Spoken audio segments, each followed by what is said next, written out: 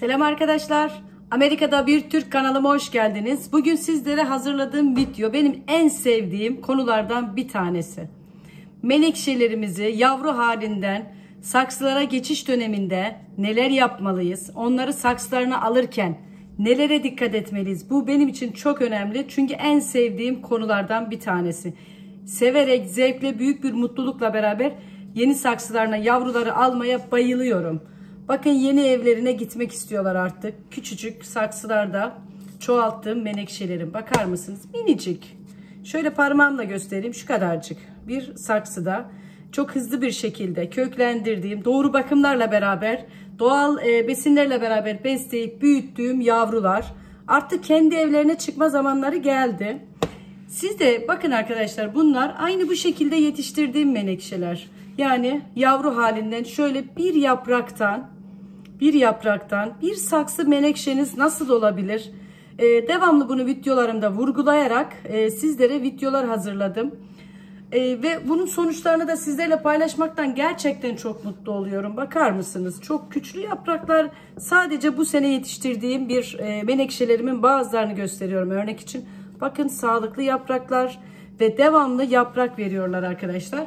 Bu kadar sağlıklı menekşeler nasıl yetişiyor? Hangi aşamalardan geçiyor? Bunları size ayrıntılı olarak vermeye çalışıyorum. Bu şekilde menekşelerimizi büyütürken tek bir yapraktan, devamlı söylüyorum. Hatta bir videomda bunları dikerken, çoğaltırken bir video yapmıştım. Ve videomun başlığına da 5 yapraktan 5 saksı menekşeniz nasıl olur demiştim. Şimdi göreceksiniz nasıl olduğunu. Ve şu anda 5 tane yeni evini bekleyen yavrularım var. Bakar mısınız? Prenseslerin güzelliğine bakar mısınız? Ne kadar güzel bir şekilde artık biz evimize gitmek istiyoruz der gibiler. Evet arkadaşlar, peki bunları saksılara alırken nelere dikkat etmemiz gerekiyor? Nasıl bir aşamalardan dikeceğiz ki çok sağlıklı bir şekilde bu hale gelsinler? Şimdi bunu göreceğiz. Öncelikli olarak burada kullanacağımız saksı çok önemli. Yani küçük minicik bir saksıdan bunları yeni saksılarını alırken çok büyük bir saksı tercih etmeyeceğiz. Birazcık daha büyük, devamlı kademe kademe büyüteceğiz. Önce bu kadar küçük bir saksıya bakın, yan yana koyalım. Şöyle göstereceğim. Şimdi minicik bir saksıdan bu büyüklükte bir saksıya alabilirsiniz. Neden bu kadar büyüklükte bir saksı diyoruz? Çok büyük bir saksı tercih ederseniz çok sağlıklı büyüyen yavru menekşelerinizin gelişimi duracaktır. Gelişimi durduktan sonra neden gelişimi duracak? Büyük bir saksıya koyduğunuz zaman bütün gücünü toprağa verecek.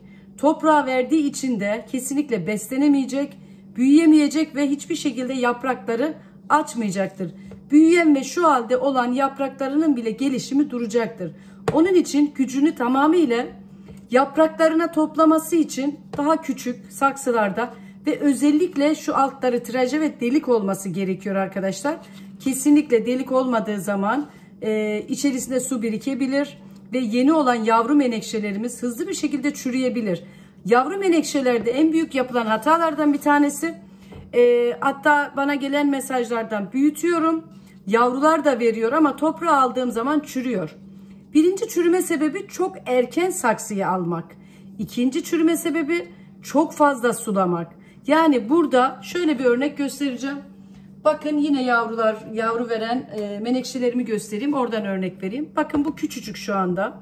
Ve bir sürü yaprağı var. Bunu hemen saksıya alırsanız zaten kökleri çok yumuşak, çok ince olduğu için suya dayanmayacaktır ve kesinlikle ölecektir. Şu şekildeyken hiçbir şekilde onu başka bir saksıya almamamız gerekiyor.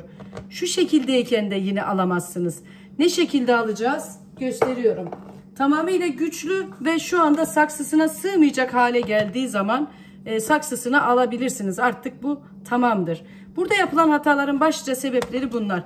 Ve saksılarını aldıktan sonra bir sürü gübre tarifi veriliyor. Biz de veriyoruz. En uygun, en sağlıklı gübreler doğal gübrelerdir diye devamlı söylüyoruz. Ama bunlar da doğru kullanıldığı zaman faydalıdır arkadaşlar.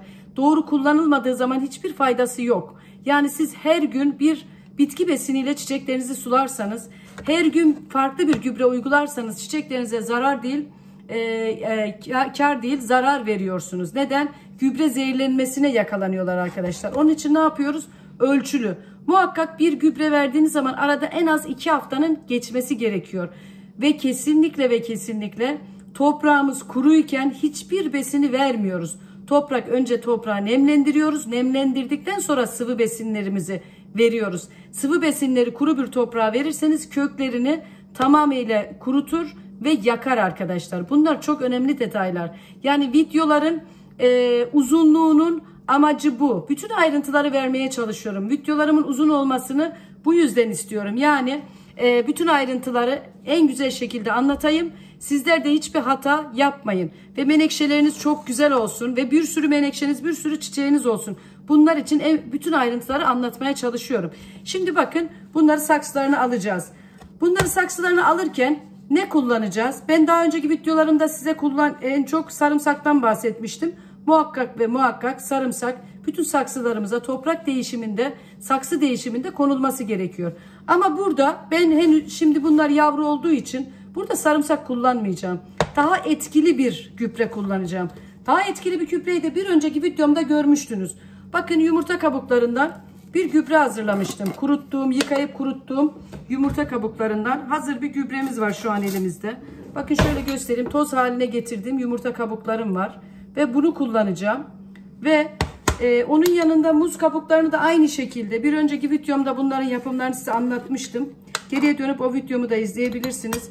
Bakın şu şekilde. Bu da muz kabuğundan bir toprak elde ettim. Şimdi ikisinden karıştırıp bu saksılarımıza, yani çiçeklerimizi saksılarına alırken bu iki gübreden faydalanacağım.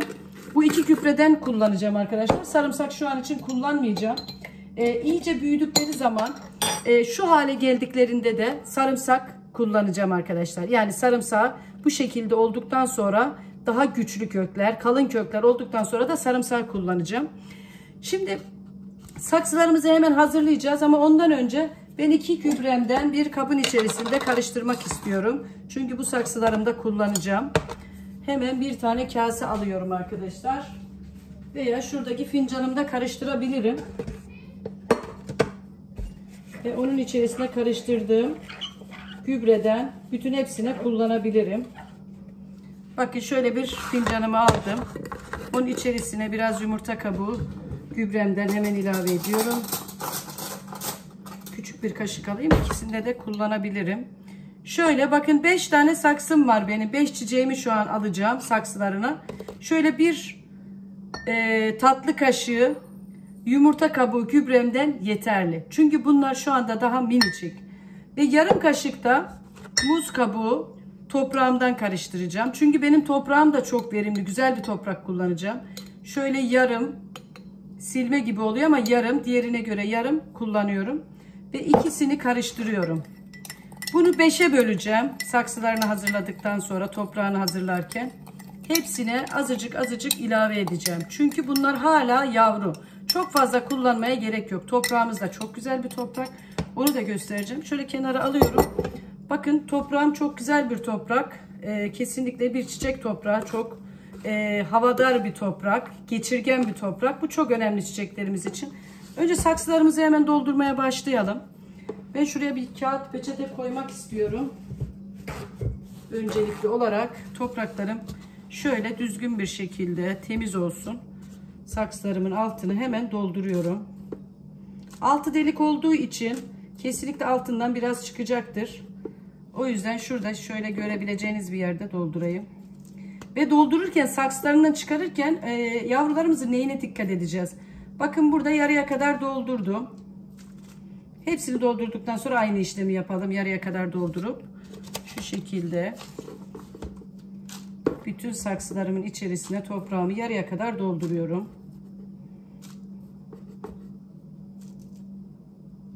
Ve sonra diğer yavrularımızı kendi toprağıyla beraber bu saksılara ihraç edince, yani aktarınca üzerine, kenarlarındaki boşluklarına yine gerekirse toprağımızdan ilave edeceğiz. Toprak çok önemli arkadaşlar. Geçirgen, güzel bir toprak olmalı. Eğer bahçe toprağı kullanacaksanız da içerisine takviyeler, bu tip organik gübreler kullanmanız gerekiyor. Direkt bahçe toprağı verimli olmayabilir arkadaşlar. çiçeklerinizi beslemeyebilir. O yüzden de böyle organik gübreler kullanıyoruz. Bu şekilde. Evet, bir saksım daha kaldı. Hemen onu da dolduruyorum. Ve bu videoyu başından sonuna kadar izlerseniz eminim çok güzel siz de menekşe sahibi olabilirsiniz. 5 yapraktan 5 saksı diyorum ve benim şu anda çoğalttığım 10'a yakın yine menekşelerim var ve hepsi yavru verdi. Onlar da bu hale gelince onların da saksı değişimlerini hemen yapacağım. Şimdi hemen karışımımı alıyorum ve 5 eşit şekilde hepsine ilave edeceğim. Şu şekilde bakın, toprağının üzerine görebiliyorsunuzdur eminim. Şu şekilde. Bunda ne kadar varsa hepsine bölüştüreceğim. Önce aynı miktarlarda koyuyorum. Hepsini aynı şekilde. Şuna birazcık daha koyuyorum ve geri kalanını da aynı şekilde üzerlerine ilave ettim ve güzelce karıştırıyorum. Topraklarını güzelce karıştırıyorum. Küpremiz iyice toprağımıza karışıyor. Burada şu anki aşamadan sonra bu çok önemli. Buraya dikkat etmenizi rica ediyorum. Karıştırdıktan sonra söyleyeceğim arkadaşlar.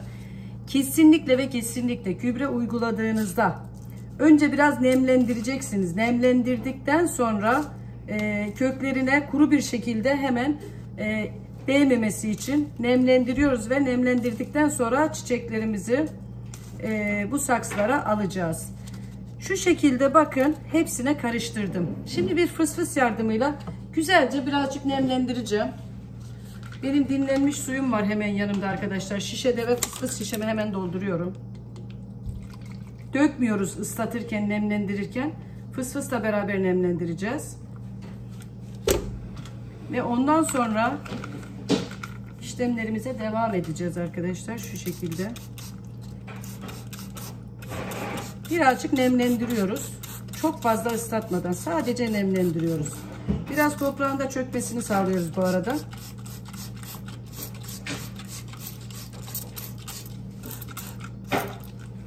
Evet. Şimdi geliyoruz saksılarımıza. Şunlardan biraz kenara işlem yapacak şekilde önümü ayarlıyorum. Hemen şundan başlayalım. Şöyle saksısından çıkartacağım. Yavaşça toprağını dağıtmadan, bunu dikerken toprağını kesinlikle dağıtmıyoruz. Kökler içerisinde muhafaza olduğu için ortayı açacağız. Köklerine fazla toprağını boşaltmadan aynı toprağı şu şekilde hiç bozmadan hemen şimdi size göstereceğim. Şu kapları yine atmıyoruz. Tekrar yıkayıp kullanabilirsiniz. Yani sıfır atık çalışmak istiyorum ben. Şu şekilde ortayı açacağım. Ve hiçbir şekilde bakın bozmadan, şurayı bozmadan, köklerini bozmadan, o kendisi köklerini kendisi yaysın istiyorum. Toprağa salsın istiyorum. Bu şekilde. Eğer içine batıyorsa birazcık daha toprağa ihtiyacımız var demektir. Hemen toprak ilave ediyoruz. Yani yaprakların dışarıda yüksek kalmasını istiyorum. Saksının içine gömülmeden, sulama yaparken en azından yaprakları suya çok gömülmesin arkadaşlar. O yüzden şu şekilde iyice yükselttim ben. Ve yine aynı şekilde nemlendiriyorum ve çiçeğimizi ortaya yerleştiriyoruz. Ve güzelce sıkıştırıyoruz elimizle beraber. Bu tip işlemleri yaparken eldiven lütfen kullanmayın. Çok hassas yavrularımız. Eldivenle beraber inanın çok zor. Eldivene hiç gerek yok. Elleriniz toprağa muhakkak değsin. Toprak çok önemli insan vücudu için. Bakın gördüğünüz gibi saksıya alınca ne kadar güzel görünüyor. Tam buna göre bir saksı. Hepsini bu şekilde saksılarına alıyoruz. Hepsini aynı işlemi uyguluyoruz. Saksıları değiştirirken asla ve asla şu anaç yaprağı kopartmıyoruz. Onun çürümesini bekleyeceğiz. İyice bunlar büyüdükten sonra yavrular bu zaten kendinden çürüyecektir. Çürüdükten sonra bu yaprağı kopartacağım.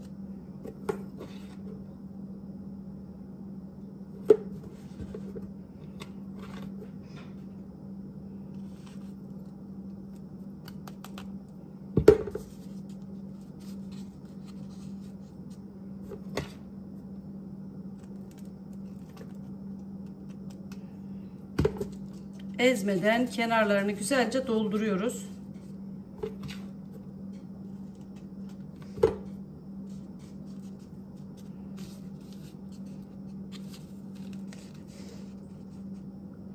Şurada küçücük 7 yavrular var. Onlara dikkat edelim. Onların ezilmemesi gerekiyor. Toprağın yüzünde kalması lazım. O yüzden toprağı dikkatli bir şekilde doldururken onların üzerini de kapatmayacağız. Ve o yavrular orada büyümeye devam edecekler. Ve daha sonra bunda birkaç tane kök var. Bakın iyice büyüdükten sonra tekrar bir saksı değişiminde bu kökleri ayıracağız. Belki bunda 4-5 tane menekşe var. Bakın 1, 2, 3, 4, 5 tane menekşemiz olacak. Bu büyüyünce bunu köklerinden ayıracağız ve 5 tane daha saksımız olacak. Bu şekilde şimdi son 2 tane kalmış. Onları da hemen dolduruyoruz. Evet, gördüğünüz gibi 5 yapraktan tam 5 saksı menekşemiz var şu anda. Ben kesinlikle menekşe satın almıyorum. Bütün menekşelerimi kendim yetiştiriyorum.